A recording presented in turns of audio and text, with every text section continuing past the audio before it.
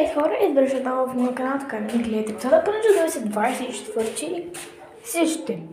Преди един от календара и днес ще видим какво ще се падне.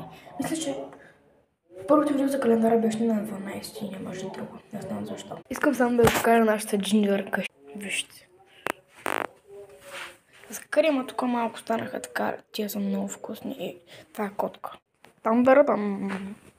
Между 24 хора не е малко. И да отваряме. Не. Юпи! Това нещо